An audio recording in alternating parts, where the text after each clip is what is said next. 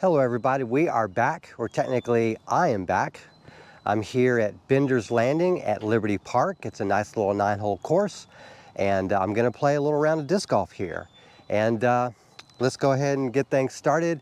I think I might do 2 off the tee here because I haven't done any throwing in a couple days, and the last time I threw was not doing good. Anyways, let's see how this goes.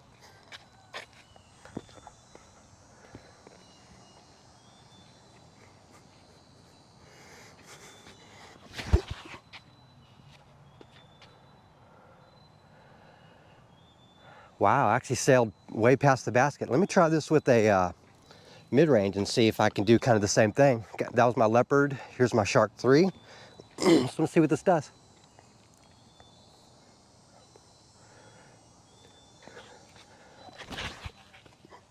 There we go. I like that one. Huh, almost flashed a change. That's kind of funny. All right, this one's about 20 feet closer, so that's pretty cool. So yeah, really, I should start using mid-ranges more. I've been having a little bit of a problem dialing things in for that, but I think maybe I'll do a practice session with just mid-ranges. And I may also bring back the best throw rounds where I do 2 off the tee, 2 off the upshot, 2 putts. But for now, I'm just gonna do regular disc golf. I'm about 30 out, just outside the circle, maybe.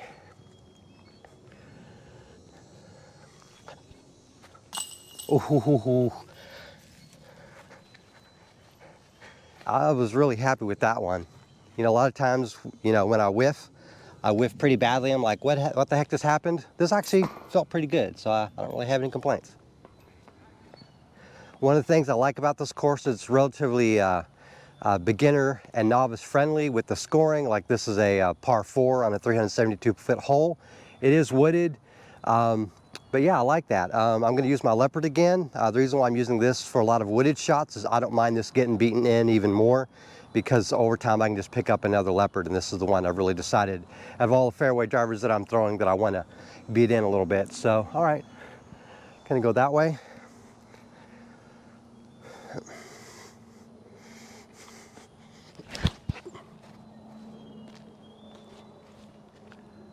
All right, I hit a tree, but it's not too bad. All right, this is a pretty decent spot. I mean, I've got a very difficult path to try to pure, but that's what I'm here for, is try to get better at disc golf. Oh, pull it to the left. So let's see if I can get an upshot to the basket. All right, I'm going to try to do a sidearm to get close to the basket.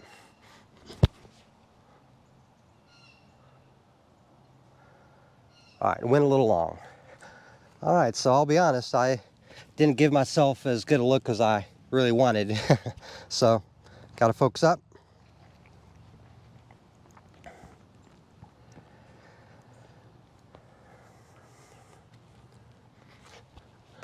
Oh.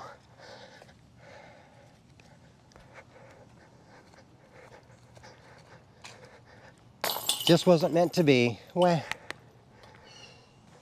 All right, so what I've got to do here is, this is another par 4, just a little over 300 feet. The interesting thing about this is there are trees directly in the line of sight of where a typical throw would want to go. So you have to angle something one way or the other. So this is not just a straightforward shot because of the trees that are in the way. That said, I'm going to see what I can do with this leopard. I'm going to try to, I don't want to say Anheuser, but slight Annie.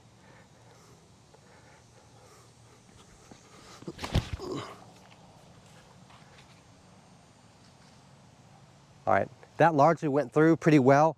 In hindsight, that line was good, but I should have used a more overstable disc so it would fade out and get into a better spot.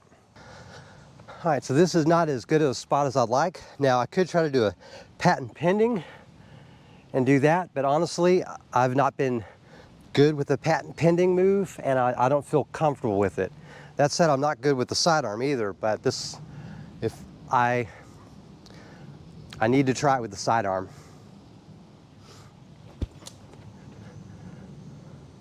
Okay, that's what I went with in the moment, and I don't know how short I am, but I'm happy with that throw.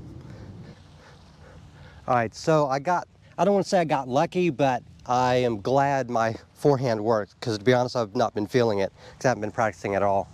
All right, this is technically a birdie look. I'm about 15 out.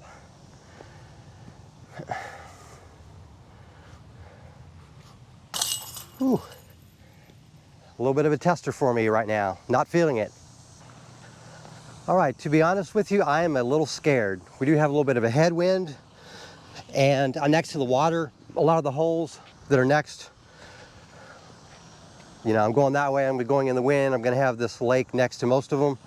So yeah, this I've gotta focus up and dial in. All I wanna do is get over there. And I'm using this leopard because in theory, it's the most replaceable of all my discs because it's a leopard. I should be using my dragon, but for this I need to, since I'm not deliberately going over the water, I'm gonna try this, so.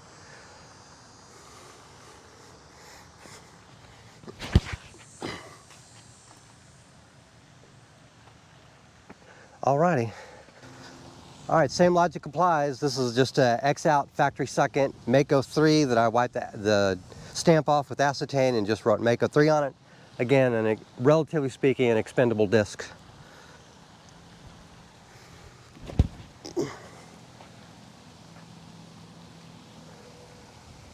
All right, so the good news is it's safe. The bad news is I use too much power. All right, so there's not really a way to pretty this up. I was scared. I put too much power on it and too much anhyzer. And because of that lake, that's going to have to be something I tackle in the future, but I need to get this at least close to the basket. There we go, that's what I want. Safe bogey. And I'm not going to lie to you, the temptation there is to sort of reshoot and try to do better, but you know, to be honest, and this is what I've explained to Mike and Sean, is this is a vlog channel. It's not a try to make me look good in disc golf channel. You're seeing what I'm delivering. All right, here we have another short par 4, but again, there's not really a clear line. There's just a bunch of trees and you got to get lucky. So because of that, I'm not going to burden myself with a lot of stress on this one. I'm just going to aim kind of towards the basket. I see a line that I want to go for. I want to see if I can do it.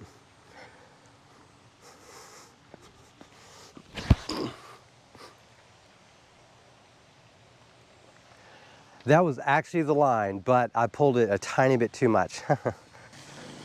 All right, so I've got about 100 feet away from the basket. Just to be clear, I'm not playing any of this is OB. The lake is OB, everything else I don't care. And of course the fence on the other side is OB, but all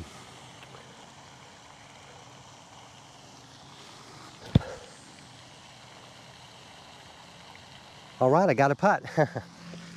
In my opinion, for novice and recreational level players, this course is too difficult to play as a with a lot of OB and stuff like that. It's challenging enough as it is, especially since people like me lose discs here. This is another one of those short holes, which is more technical than you might think a hole of this distance might be. And yeah, I've got some trees to go through. Of course, bringing the leopard out again.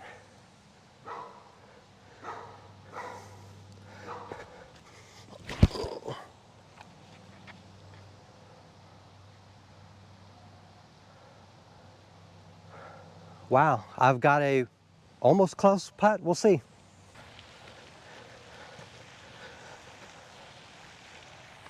All right, so I've never ever landed this close to this basket before, so I'm pleasantly surprised.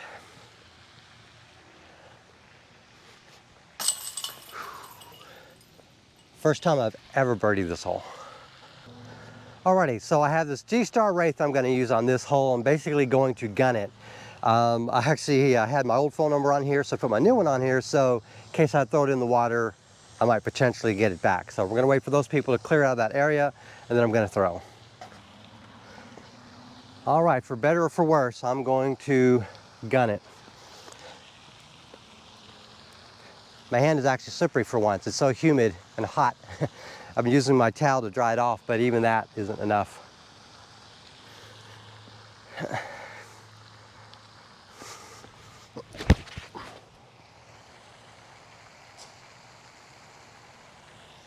Safe.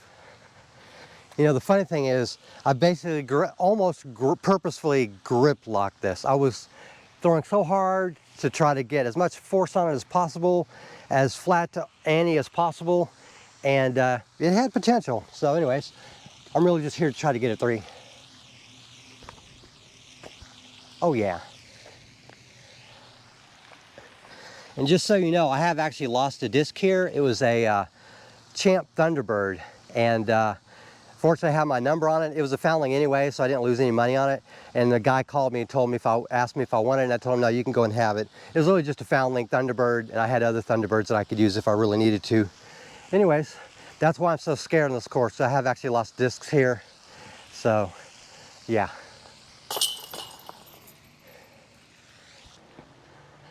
All right, I'm gonna bring out the it. It's a little more clear. So I'm gonna see what I can do with this.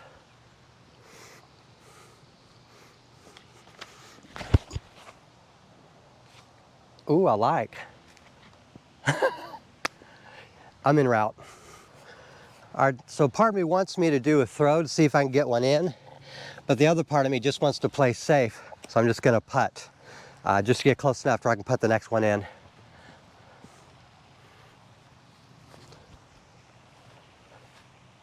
Okay, that actually had a probably better chance of going in than if I were to attempt to throw. So yeah, I can definitely appreciate getting a par on this one. This one is not one of the more challenging holes, but I definitely want to get a par on it. All right, so the thing about this hole, for you to be able to see the basket, I have to arrange the camera on this side, and it's going to go that way. So you're going to see me do a backhand, but that's the only way you're going to be able to see the path of the disc if I make it past any of those trees. All right, let's see what I can do.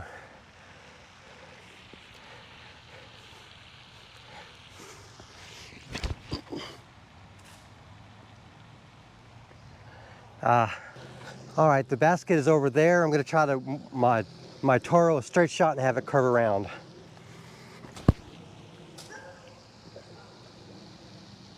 Okay, that'll work.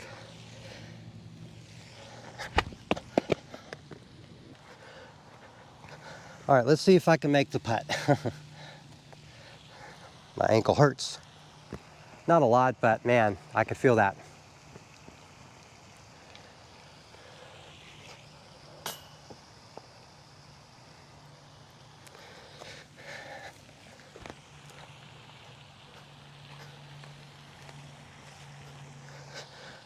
Well,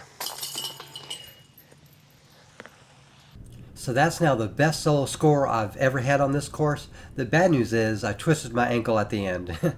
That said, I had fun, which is more than I can say for my last solo round at Timberlane Park, where I made my worst score ever there at that course. With that said, I hope you liked this video. Please subscribe if you haven't already, as I have more disc golf content on the way. Thank you very much for watching, and have a great day.